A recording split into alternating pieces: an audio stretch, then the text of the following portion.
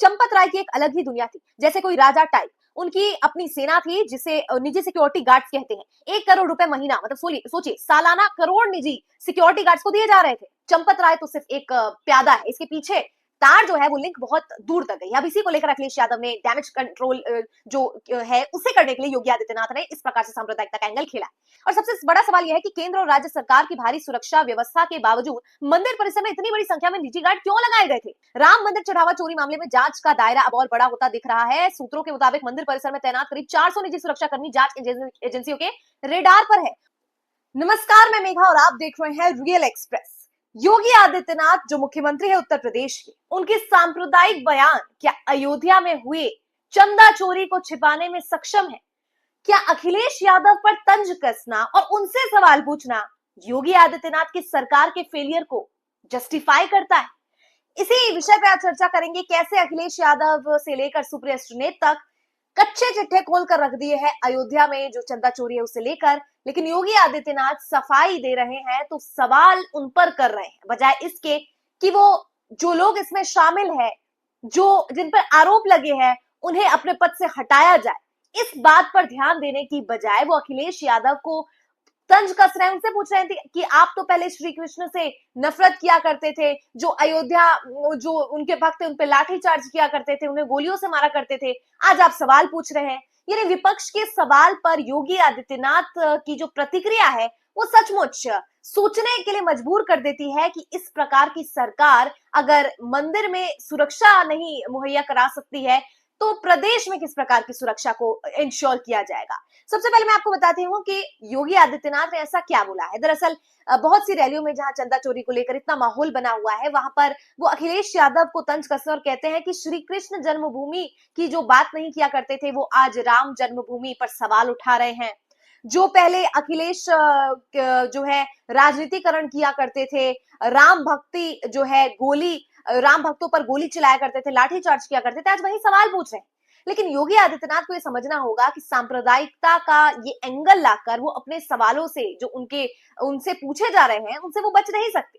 इसी के साथ अखिलेश ने एलिगेशन लगाया है, इसके जवाब में सांप्रदायिकता कर रहे हैं। देखिए, समझने वाली बात है कि जब आपके पास सवाल का जवाब नहीं होता है तो आप उसे गोल गोल घुमाते हैं। तो कौन सा ऐसा सवाल है जिसकी वजह से योगी आदित्यनाथ को सांप्रदायिकता वाला कार्ड खेलने के लिए फिर से मजबूर होना पड़ गया? अखिलेश यादव ने एक बड़ा खुलासा किया है। दोस्तों, अखिलेश यादव ने कहा है कि ये जो चढ़ावा हुआ है, चढ़ावे की जो लूट हुई है, उस लूट की तार बहुत दूर तक है। चंपत राय तो सिर्फ एक प्यादा है, इसके पीछे तार जो है वो लिंक बहुत दूर तक गई है। अब इसी को लेकर अखिलेश यादव ने डैमेज कंट्रोल जो है उसे करने के लिए योगी आदित्यनाथ ने इस प्रकार से सांप्रदायिकता का एंगल खेला है।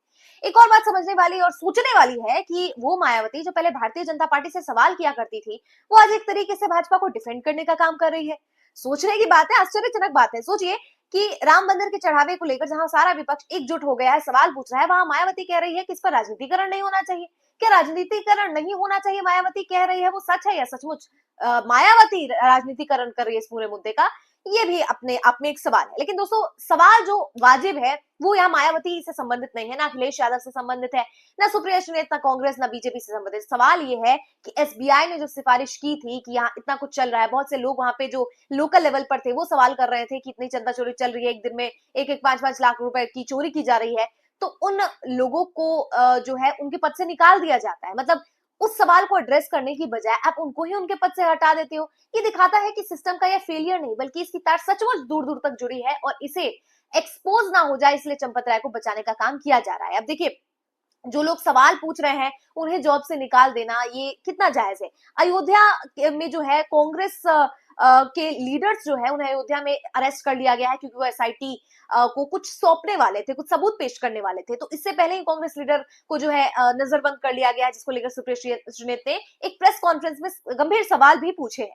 अब चंपत राय जो है वो दूसरी तरफ कह रहे हैं इंटरव्यूज में जा जाके कि ये तो उल्लेखनीय नहीं है। क्या उल्लेखनीय नहीं है? दैनिक भास्कर से लेकर भारत समाचार से लेकर अलग अलग पत्रकारों और अलग अलग पत्रिकाओं में आपके इस पूरे धांधली का जिक्र किया गया है और आप इंटरव्यू में जाकर कह रहे हैं कि उल्लेखनीय नहीं है। गजब हाल है। सिस्टम ऐसा होना चाहिए जिसमें जो है पारदर्शिता होनी चाहिए। जो जिन पर आरोप लग रहे हैं उस पर एसआईटी की जांच तो हो गई है, लेकिन उसमें कितनी पारदर्शिता और उसमें कितनी सच्चाई है ये भी सवाल के घेरे में है। जो ट्रस्टी है वो खुलेआम घूम रहे हैं, अलग अलग जो फंक्शन है उसे अटेंड कर रहे हैं, सवाल पूछे जा रहे हैं तो वहां से भागते हुए नजर आ रहे हैं।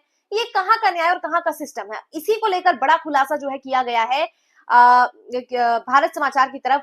जो सिक्योरिटी फर्म कितने पैसे लेते थे, उस वक्त का क्या आरएसएस से लिंक है, तमाम तरीके के सवाल है। मैं आपको बताती हूँ भारत समाचार ने क्या लिखा है। चंपत राय की एक अलग ही दुनिया थी, जैसे कोई राजा टाइप। उनकी अपनी सेना थी जिसे निजी सिक्योरिटी गार्ड्स कहते हैं। 1 करोड़ रुपए महीना, मतलब सोचिए सालाना करोड़ निजी सिक्योरिटी गार्ड्स को दिए जा रहे थे, वो भी नंबर से और अकाउंट से। जो सिक्योरिटी गार्ड्स लूट के मॉल में रूट पर तैनात रहते थे, वे चढ़ावा चोरी का मामला आपको जितना सरल लगता है वो बेहद पेचीदा और साजिशों से भरा हुआ है। बहुत ही ज्यादा ऑर्गेनाइज्ड क्रिमिनल गैंग की तरह से ऑपरेट किया जा रहा है।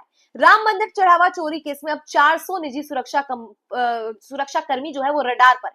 सोचिए इतने, मतलब आप सोच सकते हैं करोड़ों रुपए जो उनके सिक्योरिटी गार्ड को किस वजह से मिल रही है, ऐसी जो जिस वजह से मिल रही है वो तो वो कर नहीं पाए। और इसकी गहरी तार खुद भारत समाचार बता रहे हैं कि क्या क्या कुछ है। राम मंदिर चढ़ावा चोरी मामले में जांच का दायरा अब और बड़ा होता दिख रहा है। सूत्रों के मुताबिक मंदिर परिसर में तैनात करीब 400 निजी सुरक्षा कर्मी जांच एजेंसियों के रेडार पर है। उनकी ड्यूटी, उनकी जो रोस्टर है, सीसीटीवी फुटेज है, एंट्री एग्जिट रिकॉर्ड है, सब संदिग्ध जो गतिविधियां है वो भी पड़ताल की जा रही है। और सबसे बड़ा सवाल यह है कि केंद्र और राज्य सरकार की भारी सुरक्षा व्यवस्था के बावजूद मंदिर परिसर में इतनी बड़ी संख्या में निजी गार्ड क्यों लगाए गए थे? सूत्रों का दावा है कि जिस निजी सुरक्षा कंपनी को यह जिम्मेदारी दी गई थी वह आरएसएस से जुड़े थे। बिहार के एक पदाधिकारी से संबंधित बताए जा रहे हैं, जो पूर्व सांसद भी रह चुके हैं। अब सोचिए, इसी कंपनी पर ट्रस्ट हर महीने करीब 1 करोड़ रुपए खर्च करता था, यानी सालाना लगभग 12 करोड़ रुपए निजी सुरक्षा पर खर्च हो रहे थे। जांच में यह भी देखा जा रहा है कि चढ़ावे में आवागमन के दौरान नियमों का पालन हुआ या कुछ लोगों को बिना जांच के आने जाने की छूट दे दी गई। सवाल यह है कि अगर दान पत्र, गिनती कक्ष और चढ़ावा रूट पर निजी सुरक्षा तैनात थी तो चोरी और गड़बड़ी कैसे हो रही थी? अब जांच सिर्फ गिनती कक्ष तक सीमित नहीं है। बैंक नियमों के उल्लंघन, ट्रस्ट की निगरानी, निजी सुरक्षा कर्मियों की भूमिका और करोड़ों की सुरक्षा खर्च करने पर भी सवाल के घेरे में है। राम मंदिर चढ़ावा चोरी केस में हर दिन नया खुलासा हो रहा है और जांच अब छोटे कर्मचारियों से आगे बढ़कर पूरे सुरक्षा और प्रबंध सिस्टम की तरफ जा रही है।